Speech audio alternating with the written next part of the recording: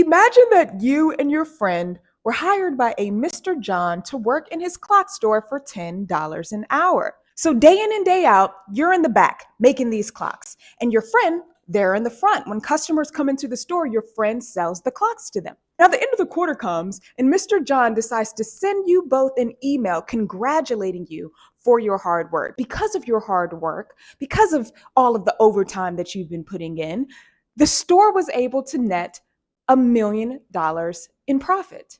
Now, your friend reads this email and they feel a sense of pride. They feel really good about themselves. They're proud of themselves for being so good at their job. But you read this email and you start to wonder. You start to get some ideas. You start thinking really hard about the matter. $1 million. It sounds like we should be getting paid more. After all, we're the ones doing all the work. You've never even seen Mr. John come into his own building before. And while you understand that he owns the building and he does all the paperwork, you start to ask yourself, how much is that really worth? Is it really worth that much more than the work that you and your friend have been putting in on the daily? Is it really worth $1 million in profit? And profit itself. Is it fair? Is it moral? Is it just? Or is all profit exploitation? Now, you know that if you share these thoughts with your friend, they're going to think that you're unappreciative and ungrateful. That's only because they have never heard of the theory of exploitation. The theory of exploitation is a concept proposed by Karl Marx. It is the theory that workers in a capitalist society are exploited because they are forced to sell their labor for less than the full value of the commodities that their labor produces. It's the idea that all workers create more value at work than they receive in wages. You get paid for working 8 hours. You do not get paid for what working 8 hours produces. So you spend 8 hours a day making these clocks, but you only get paid for this many. The rest is profit. If everyone, you, your friend, Mr. John, if everyone was truly getting paid what they were actually worth, then in theory, there would be no profit. But that's not how our society operates, is it? Nope.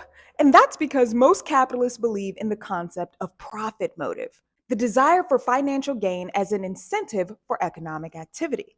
Profit motive is the idea that profit is necessary to motivate entrepreneurs to innovate and create new things, which ultimately end up making our society better. Otherwise, why would entrepreneurs go through all the hardship of starting and running a business if there was no profit on the other end of that rainbow? If there was no profit, would we still have a Google? Would the iPhone have ever been created? Would your favorite movie have ever been made if the production company wasn't expecting to make a profit at the box office? Profit motivates people to make stuff that makes our lives better. So some capitalists feel like if you're enjoying the stuff that these people are making, then what's the problem? There's this Karl Marx quote that I think sheds light on what the problem with profit really is. Catch a man a fish and you can sell it to him. Teach a man to fish, and you ruin a wonderful business opportunity. See, the first sentence is capitalism. You've got a fisherman and a customer. Everyone seems pretty happy with this system, right? But once we reflect on the second sentence, we start seeing where Marx is coming from. We start noticing how incentivizing for profits could lead to disincentivizing self-empowerment, education. And if we continue with this train of thought, if we extrapolate this a bit, we can imagine how maybe the fisherman starts thinking, maybe it would behoove me, maybe it benefits me, maybe I should start hiding and hoarding all of the fisherman books in this neighborhood. Imagine how much I can make if I was the only person who actually knew how to fish. Maybe in the future, he gains a little bit of political power, starts to pass a few laws that creates barriers to entry into the fisherman business. Maybe he can even pass a few laws that actually ban people from learning how to fish. What's good for humanity isn't always good for business. What's ethical isn't always profitable.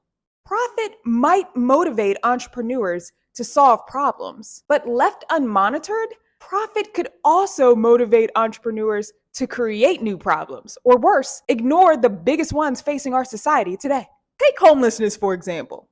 There are 500,000 homeless people in this country and 16 million vacant homes. They're not homeless because we can't house them. They're homeless because we won't. Or work-life balance. Like, Did you know that 61% of Americans reported feeling burnt out with work? And some capitalists don't even want us to entertain the idea of a 3 day or a 4 day weekend. But why not? The weekend was shortened before, it could be shortened again. It wasn't until the 1930s that Congress officially limited the working hours per week down to 40 hours. Prior to that, full time manufacturing employees were working as much as 100 hours per week. And I'm sure the capitalists in those days weren't happy about Congress's decision to do that either. Sure, they weren't happy about the idea of losing 60 hours per employee per week. I'm sure that they thought that it was bad for business. But I think that we can all agree that society was made better by it. And I think it's sensible to believe that we're due for an upgrade, especially given all of the technological advancements that have happened since then. But Prophet says that that's not sensible at all. Prophet says that that's a dumb idea. So Marxists believe that profit is exploitation of workers, and capitalists believe that profit is motivation for entrepreneurs. But what do you think? Is profit ultimately just money that has been stolen from the workers who made it? Or is profit motivation and is therefore deserved and earned? I'm going to give you my opinion in the comments, so meet me there. But until then, I'm Felecia for the win, and today we asked ourselves if profit was theft.